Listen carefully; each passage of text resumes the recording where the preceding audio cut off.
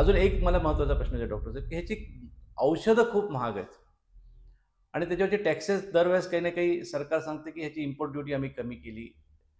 त्याच्यामुळे हे अत्यंत महत्त्वाचं जीवनदायक औषध आता खूप स्वस्त होईल. रोगांचे प्रश्न खूप मोठ्या प्रमाणावर रोगांना आता चांगले उपचार मिळतील. तर औषधांच्या बाबतीत भारत जगाच्या तुलनेमध्ये अग्रेसर आहे, बरोबर आहे का थोडं मागं आहे? आणि त्याची किमती कमी करण्यासाठी खरंच काही करता येतील का? म्हणजे आपण जगाशी कम्पेअर केलं ना, तर हं. भारतातली ट्रीटमेंट कॉस्ट ही जगात सर्वात कमी आहे. हो. की म्हणजे तुम्ही हॉस्पिटलची कॉस्ट पकडा, औषधांची किंमत पकडा. हं. म्हणजे आपण एक जसं औषधांच्या बाबतीत तर म्हणजे भारत हा मेजर एक्सपोर्टर आहे. हो. की तुम्ही वेस्टर्न कंट्रीजमध्ये जा, युरोपमध्ये जा, भारतातून जवळजवळ 150 देशांमध्ये मेडिसिन्स एक्सपोर्ट होतात. म्हणजे नाही, प्रोडक्शन. कॅन्सरवरची सर्व मेडिसिन्स भारतात उपलब्ध आहेत. आता कसं होतं, तुम्ही जे कॉस्टिंगचं म्हणता, हं. बरेच काय होतं की जे नवीन मॉलिक्युल्स असतात, नवीन औषधं जे येतात, हां, हां. हे कुठल्या तरी कंपनीचं एक रिसर्च प्रॉडक्ट असतं. अच्छा, अच्छा. आणि जोपर्यंत ते रिसर्च प्रॉडक्टचे पेटंट असतात, हं, हं, हं. जोपर्यंत पेटंट एक्सपायर होत नाही, हं, तोपर्यंत ते रिसर्च प्रॉडक्ट त्या एकाच कंपनीकडे असतं. हं, हं. तर तोपर्यंत ती कंपनी त्यांची रिसर्चची कॉस्ट म्हणून त्याची किंमत जास्त ठेवते. परंतु जसे ते पेटंट एक्सपायर होतो, आपल्या भारतामध्ये इतकं कॉम्पिटेटिव्ह मार्केट आहे. जसं मी एक तुम्हाला उदाहरण म्हणून सांगतो, की ब्रेस्ट कॅन्सरवर एक हर्सेप्टिन किंवा ट्रास्ट्राझुमाब नावाचं औषध आहे. हं.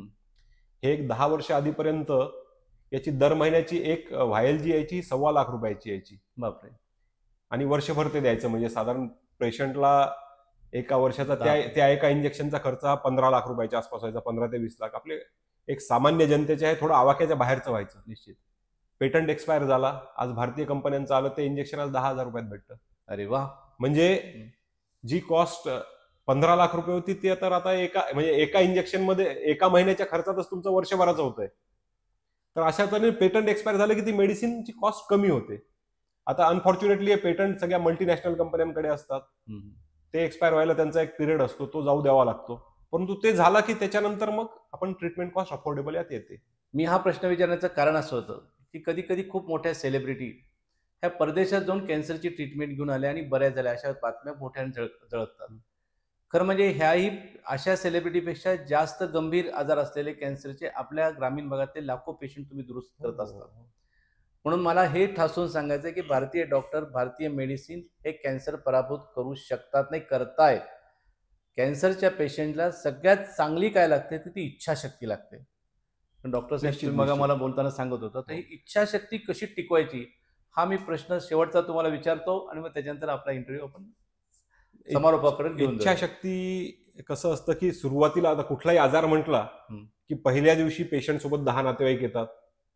पण हळू-हळू जसा हा क्रोनिक आजार होतो, जसं मी कॅन्सरबद्दलच नाही बोलत, कॅन्सर असू द्या, किडनीचे आकार असतात, ज्यांच्या किडनी फेल होतात. हां. सुरुवातीला एक 10 नातेवाईक येतात. हं. पहिल्या दिवशी खूप जोर असतो, परंतु हळूहळू जसे फायनान्सेस वाढत जातात, तसे हळूहळू एक-एक जण मागे होतं. बऱ्याच वेळा फायनान्शियल रिझन्स आपण, जसं मी आधी म्हटलं, सोंग आणू शकत नाही.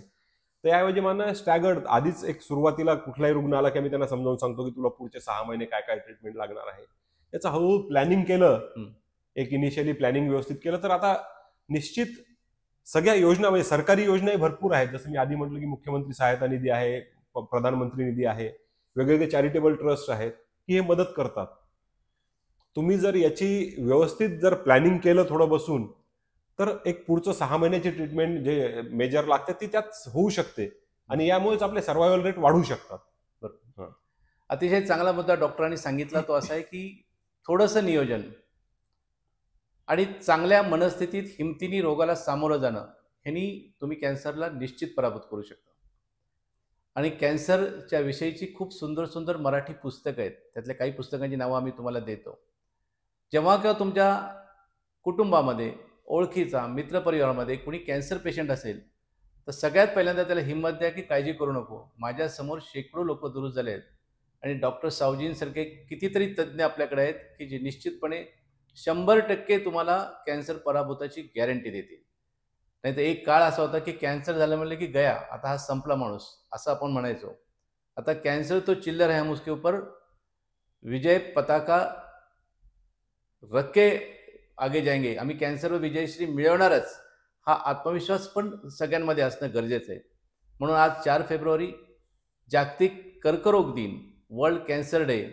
निश्चय करायचा आहे, की नाही, आम्ही कॅन्सरचं लवकर निदान करू आणि त्याच्यावर जबरदस्त विजय मिळवू. बरोबर आहे डॉक्टर साहेब? बरोबर. आपल्या सवयी बदलायच्या. सर्वात पहिली गोष्ट, ज्या वाईट सवयी आहेत त्या सोडायच्या. जसं मी सांगितलं की तंबाखू, दारू, ड्रग्ज याचं काही व्यसन असेल तर ते टाळा. तेलाचा वापर जसं आपण म्हटलं तो थोडासा मॉडरेट करा. चांगले तेल वापरा.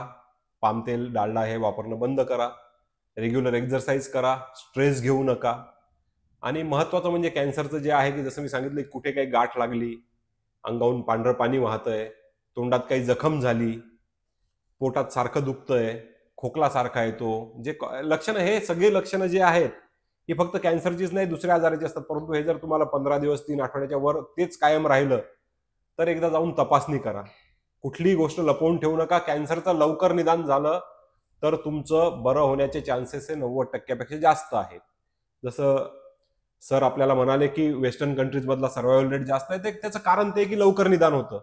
आपले लवकर निदान करा. बाकी सपोर्ट करायला डॉक्टर्स आहेत भारतात चांगले. सरकारच्या विविध योजना आहेत तुम्हाला सपोर्ट करायला.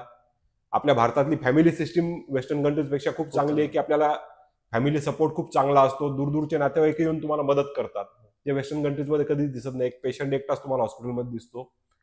तसं नसतं. आपल्या इकडची कुटुंब व्यवस्था एक जी भारतातली आहे ती चांगली आहे.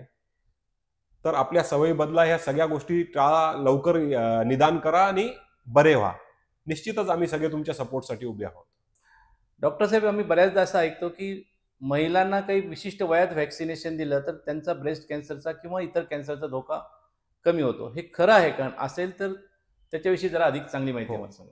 जे गर्भाशयाचे कॅन्सर असतात, जो भारतातला एक बऱ्यापैकी कॉमन, म्हणजे दुसरा सर्वात कॉमन कॅन्सर आहे स्त्रियांमधला, या गर्भाशयाच्या कॅन्सरचं मेन रिझन एक ह्युमन पॅपिलोमा व्हायरस नावाचं इन्फेक्शन असतं, HPV ज्याला म्हणतात ते.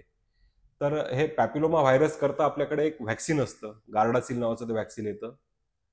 तर हे व्हॅक्सिन आपण ज्या तरुण वयात आलेल्या मुली जेव्हा पाळी सुरू होण्याची वेळ असते, एक 12 ते 20 वर्षाच्या मध्ये, या वयात जर आपण व्हॅक्सिनचे 2 प्रकारचे व्हॅक्सिन येतात, एकाचे 2 डोस असतात, एकाचे 3 डोस असतात, ते तेव्हाच एकदा जर व्हॅक्सिन दिलं तर हा कॅन्सर होण्याची रिस्क सिग्निफिकंटली कमी होते, बऱ्यापैकी कमी होते ती रिस्क. तर हे व्हॅक्सिन आपण युजली या वयात ॲडवाईज करतो. आणि आता सरकारचा प्रयत्न चाललाय की याला नॅशनल व्हॅक्सिनेशन प्रोग्राममध्ये आणायचंय. ते आलं तर निश्चितच त्याचा खूप फायदा होईल. परंतु तोपर्यंत जिथेही शक्य आहे या वयातल्या मुलींनी व्हॅक्सिन घेतलं तर त्यांची सर्वायकल कॅन्सर होण्याची रिस्क सिग्निफिकंटली कमी होईल. आपण या निमित्ताने भारत सरकारला आणि महाराष्ट्र सरकारला विशेषतः विनंती करूया की हा जो HPA आहे, ह्युमन पॅपिलोमा व्हायरस, ह्याच्यावरचं व्हॅक्सिन सर्व तरुण वयातल्या मुलींना लवकरात लवकर देण्याची सोय करावी. आणि मला असं वाटतं की ह्यासाठी वेगवेगळ्या स्वयंसेवी संस्था, उद्योगपती हे सुद्धा पुढे येतील. कारण आजच्या ह्या वयातल्या मुली ह्या उद्याच्या भारताच्या रणरागिणी आहेत. त्यांना जेवढं आपण कॅन्सरपासून प्रोटेक्टेड ठेवू तेवढ्या त्या मोठ्या होतील. म्हणून पुन्हा एकदा महाराष्ट्र सरकारला आणि केंद्र सरकारला दोघांना विनंती आहे की HPAची लवकरात लवकर लस आणावी आणि ती सर्व दूर पोहोचवावी. आज पुन्हा एकदा आपल्या सगळ्यांना वर्ल्ड कॅन्सर डेच्या निमित्ताने एवढंच मी सांगू इच्छितो की होय, आम्ही कॅन्सरला पराभूत करणारच. होय, आम्ही कॅन्सरवर विजय मिळवणारच. कॅन्सरला पराभूत करणार. कॅन्सरला पराभूत करणार. आपण डॉक्टर राजेश सावजींचे मनापासून आभार मानू.